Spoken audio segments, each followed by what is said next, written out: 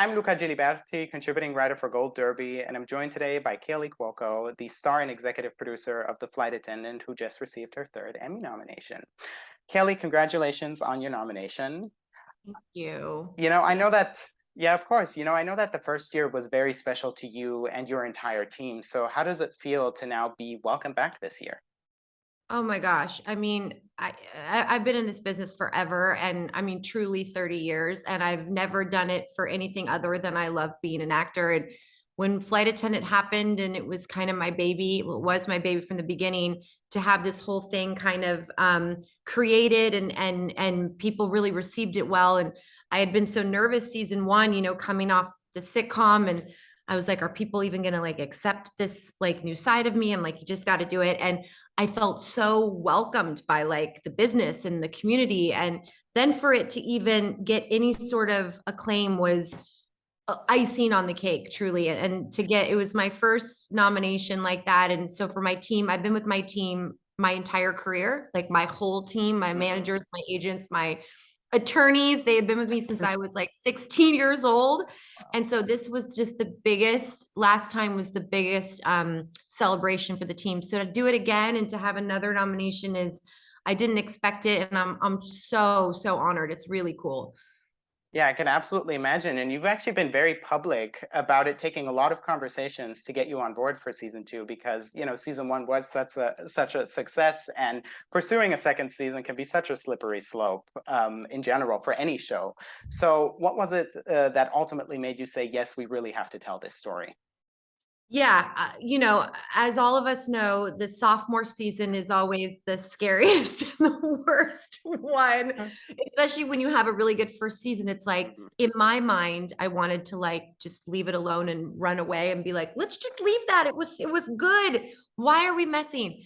So I started hearing some storylines from Steve and our showrunners, and they came up with this really interesting idea to have Cassie face herself in this second season. And then told me all the other characters, their storylines, what was going to happen. And I was like, I was on the fence for a while, and I talked a lot to Greg Berlanti and Sarah Schechter. I'm like, should we do this? Is this a dumb decision? You've done this. Tell me what we should do. Like, I didn't know what to do. And they were like, the people really want it. Like, you have Mm. people love this show. There are fans of this show. So and then I finally I heard some of the storylines, and I heard about the idea of the multiple Cassies, which at the time I thought would be a piece of cake. It wasn't. I was like, oh, play five of me? Totally. Totally That's easy. totally fine. But it felt like such a cool opportunity as an actor. I mean, who gets to have that and literally play five different people? So I got on board, and it got bigger and bigger, and we were going to travel to Iceland and back in Berlin, shot here again. So it just got bigger and bigger and bigger, and it felt twice the size of season one, which was very exciting and very daunting. Yeah, and what I really liked about this season is this idea that if we tell ourselves often enough that we're fine, we're going to start believing it at one point. Because we, like Cassie herself, spend the entire first half of the season thinking that she is on this road toward Yeah. recovery, until the house of cards that she's built it on comes crashing down in the fifth episode, "Drowning Women," which is also the episode you submitted to Emmy voters. So, could you elaborate on what made you want to select this particular episode? Um, episode episode 5 is one of my favorites because, again, Drowning Women, it is her downfall. We do open on the season. It was very important to show this side of sobriety that Cassie just thought, look, I changed, life is good. We called it the pink cloud. I have this new boyfriend. I moved to California, all these different things. And so we kind of tried to paint this picture, but the only person she was truly lying to herself was to herself. That's who she was lying to. And so it was just this full downfall. And episode 5 was truly the one when everything came crashing down. And I felt like that was, plus it also had these like strange comedic moments It where it did. was like so sad, yet so weirdly funny. Like, remember my sister called me, my sweet sister, and she goes, I've never laughed so hard and cried so hard in one episode. And I think when she said it, I'm like, okay, I think that's got to be the episode because it had everything in one. Especially in those training sessions, some of those, there was so much comedy in those. And I think that the show just does it so well. It finds comedy in all of the tragedy, and I think that's why it's just so funny and so relatable. And I do think there's such a great mix of that in this episode for sure. I mean, especially those scenes for sure.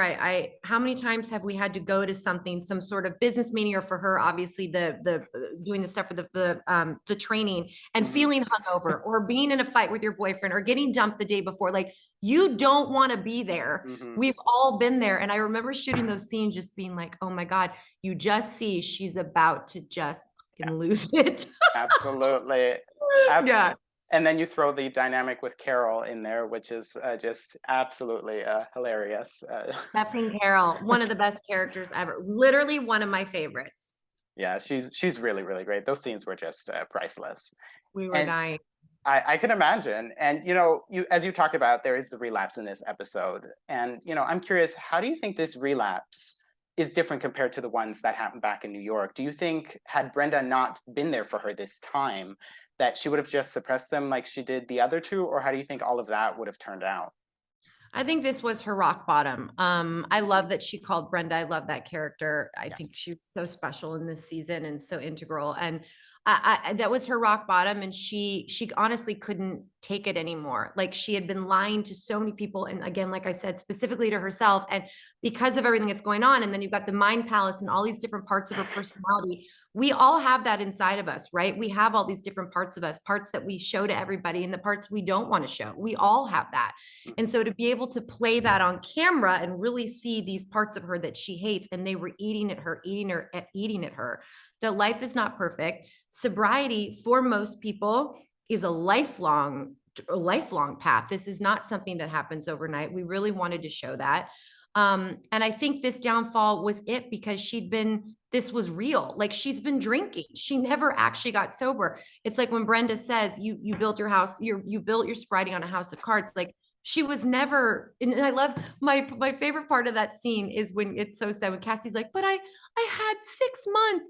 And Brenda's like, no, you didn't. Like, no, you didn't. Like, she thought she was doing so good, or telling herself that. And it was a real eye-opening moment that every day of this is going to be a struggle, and it's not going to be easy. It's not in this, I don't think it's in this episode, but there was a line that Cassie says that always stood out to me when Zasha's character, Annie, keeps saying, you don't say you don't want to drink. And Cassie goes, I'm always going to want to drink. Yeah, that's in this. That's how it is. Yeah. And I love that line, because it's true. Like, that she's always going to have that feel, and she's going to fight it forever. So she finally just had to accept it, which is the hardest thing to do for any of us, right? Absolutely. And that line is actually in this episode. And that it's this episode, right? It's this episode. Yeah. I think it's at the beginning. That's also one that really stood out to me. And, you know, I just love this idea that she built her recovery on this house of cards, so to speak, and that she's not back to square one, because like you said, she never actually left it, as Brenda told her. And that's, you know, specific to alcoholism on the show. But I think that struggle is real for anyone who's trying to recover from something, even if you just talk about mental health struggles, quite honestly. So that's why it was interesting. Like, this season, I had so many people come up to me out and about, grocery store shopping, come up to me and say, I'm a sober person, and you captured this season wonderfully.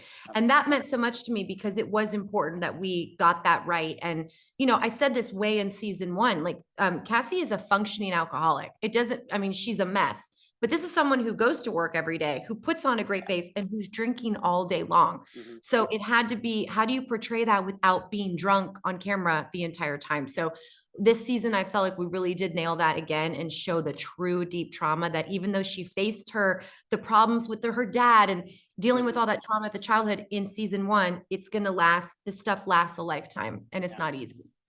Absolutely. And I think, you know, that what the episode also hints at is that Cassie stumbles in part because she has not confronted what is nagging at her most as well, which is the sense of self-hatred that she's latched onto. And I think what really highlights that, not just in this episode, but throughout the entire season, is the Mind Palace. So talk a bit about, you know, what these different versions of Cassie ultimately represent. Oh my gosh. Well, that's where nihilist Cassie really came into play, and where basically I loved that version of Cassie, because it was her, and this the part that she hated. Literally her looking in a mirror. Everything was the same, but just the darkness in the eyes. And that was the tormentor of the season. And I love when she's like in the camera and then Nihilus is in the camera and she's just screaming at herself. She hates herself so much. And it's so heartbreaking that she can't forgive herself. She can't love herself. Like this woman is so struggling. And to be able to play all those in the Mind Palace, which was such a crazy experience, by the way, just in itself was like the weirdest thing I've ever done. But playing that, I'd go in and play one, and then I'd go out and change, and I'd come back and I'd play against a take that we're taking a take. So it was very hard because I'm a very in the moment actor. I'm all over the place. So I really had to commit to certain takes, which was very hard for me, and then work against it. It was just different. But an incredible experience, but one that I'll never do again. I can imagine, because you also have to keep all these different versions distinctive, right? I have to assume that was an even bigger challenge than not being, necessarily in the moment, right? Keeping them distinctive, yes. Trying to keep them interesting, but at the same time, it's one person. So you're like, okay, I'm not truly playing 5 people. It's still me. It's these personalities and parts of you that you don't like, some that you do. So it was, I had wanted to keep it as subtle as I could, but obviously interesting enough that people would want to watch this madness. I think it's a really great element, and especially in the moment in the finale, we do get that moment then where she realizes what this whole Mind Palace is, and not necessarily how she can get out of there, but she realizes that self-acceptance and self-forgiveness are the key to sort of understanding what this whole place is, and then shutting it down ultimately. And that's really such a great moment in the season. Yeah, I love that when she does finally understand what she's doing there, and that all these parts of her are her and they will always be there. And yeah, exactly. It's not that they're going to go away, but she's able to finally accept it and know that's who she is and learn to grow from here and be an adult and face these issues. I mean, we all have our own shit. We all have stuff going on, and it's hard to face these parts of ourselves. But I love that it was her just being like, I'm closing this down. I know this is who I am, and this is okay. And what we also see after episode 5 is that Cassie begins dealing with all the emotions that she seems to have pushed aside. I mean, starting with the feelings she harbors for her father. How relieving is it for her to have that moment at his grave, to get to a point where she can say, I love you, but I will not be you. That was intense. Yeah, that was really heart-wrenching. Oh my God, that letter. Yeah, I still to this day makes me want to cry, because just thinking of saying those words is so painful. And she's those are words that she didn't want to say. I love through the whole season how Brenda's like, are you going to go visit your dad? Or are you writing the letter? And then Davy is trying to tell her the same, and she's getting all this pressure. And to finally have to go there, and I think it was cathartic for her to say, and to be sober doing it, to say, yeah, that I'm not going to be you. I'm not going to be you. I love you, but I'm not going to be you. And having accepted, and then going and seeing her mom, who's a whole other like crazy, all this other trauma that's coming up for her. And I love how that kind of ended for season 2 as well. None of us wanted all of a sudden they were going to be mom, daughter, best friends. Like, it's just not realistic. So just even the phone call at the end, just that little tiny nugget of like, maybe they're going to have lunch when she gets back. It was so sweet, and it felt very real to me. Yeah, let's talk about that mother-daughter confrontation, because what I really liked about it is that it's not one-sided. I obviously felt terrible for Cassie while watching, especially when that moment happens. But you truly understand, where her mother's frustration comes from. So talk about creating that mother-daughter dynamic with Sharon Stone. Oh, Sharon was amazing. So she was really excited to be part of the show. She was very open about having similar issues in her family, that family members that have dealt with alcoholism and the pain that it's caused her and different areas of her life. So she felt very connected to this in that way. And she was instantly my mom. We only worked a few days together, but we were really, really instant. She really wanted to get in and know about me, like Kaleys as a person, and off camera, we were talking a lot about that and our own relationships and our own childhoods. And she told me a lot about her, which helped me. And, the scene was like 8 minutes long, and we didn't cut it down. I mean, the whole thing was so tense. I don't think a piece of it was removed. It was amazing. Like I said, she was so just all game to be in it, and she was so good and so prepared, and it made me feel like, oh my God, I wanted to meet her at her level, because first of all, I couldn't believe she was there. I was like, am I dreaming this right now? Like, nobody move. I'm afraid I'm dreaming. And she's there, and I'm having this amazing experience as an actor, but also just as a human with her. It was incredible. I think she was the perfect person to play my mom. Obviously, in the story, she has a lot of trauma herself, dealing with this husband that was horrible, or at least to her, and that was a mess, and she had to keep everything together, and then her kids become this and that, and this is a struggling mom as well. So everyone has their struggles. And I'm glad they both put it on the table. They're obviously not over it, but I love that they're taking a step forward. I thought it was really sweet. Oh, definitely. And I mean, I love you, but I don't really like you has to be one of the most memorable lines of the year, right? And then followed by that slap. I mean, I was as shocked as Cassie was in that moment. So, And you as know, Kaley, yes. as Kaley, how much convincing did it take to keep the slap in? Because I know it wasn't scripted. Wasn't scripted. It did take convincing, actually. So it wasn't scripted, of course, but it was Hmm. so insanely brilliant. Yeah. And obviously, when the dailies came, and they were, people were like, what is, like, it's amazing, but that wasn't written, and what does it mean?" And so the more and it was a lot of conversations, like, no, no, no, because they said, well, after she goes on with her life, and I said, yes, because when you grow up in such a traumatic situation and your family is so dysfunctional, something like that, to maybe someone who's semi-normal, might be like, oh, how do you get past that?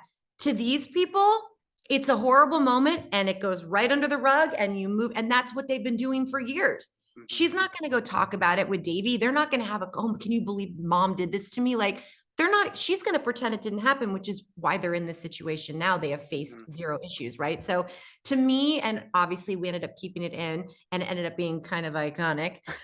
She, Definitely, definitely. they're a little iconic. It was, I think, important, because it just showed the craziness, and the craziness of this relationship, and again, not dealing with anything. Mhm. And absolutely. And another line that really struck me here is when Cassie talks about how she could stop feeling like a constant disappointment once she left home, because this kind of also explains why she thought moving to LA would sort of help her entire situation, right? Or am I completely off base here? No, you are. I think, again, as we find out later, she's obviously not sober in New York, and she Mhm. doesn't want to go to these meetings. She doesn't want to face that. So she thinks, let me just start this whole new life. I'm moving to California. I'm getting away. I'm going to be the new girl. I'm going to be sober, and look at me. And my job is great. And she's got this, the asset job on the side. So she just wanted to look like this was a whole new, fresh new start. But Mhm. of course, we find out that's not the full truth. Yeah, because as we see, moving across the country and starting this whole new life is not going to get rid of all the self-loathing that you're fostering inside of you, which is just such an interesting theme throughout this entire season. Wow, it follows you everywhere. It certainly does. It certainly does. And on a final note, Kaley, regardless of whether or not there's a season three, what do you think are some of the additional steps Cassie will have to take in her future so that she can stay in and progress on her road toward recovery? If there was going to be that, I think it will always, for me, the core of the story revolve around her sobriety, and how Mm. difficult that is, and that there are downfalls, and she's going to constantly face this. This is a woman with a severe problem. And I think no matter what we do, if we do another one, I always want that to be at the core, that is the main part of what's going on here. That's her heart. That's where she messes up. That's everything to her. And she's just going to have, and also obviously the hijinks on the side, or we wouldn't have a fun show. So, and of course, all the world travel, which makes it fun, Exactly. with, and a couple ridiculous jokes tossed in, which makes the show, I think, its own kind of silly thing, and a tone that I feel like, kind of, we didn't create it, but we did come up with Mhm. something that was different and unique, and people seem to like it. So They absolutely do. And that tone, like I had mentioned earlier, is just such a great aspect of the show because you do find the levity in all this darkness. So, totally. absolutely. Well, Kaley, congratulations again on your Emmy nomination. And thank you so much for taking the time to speak to Gold Derby today. It was such a pleasure. Thank you, Luca. In Germany together. It's In crazy. Germany, in Germany.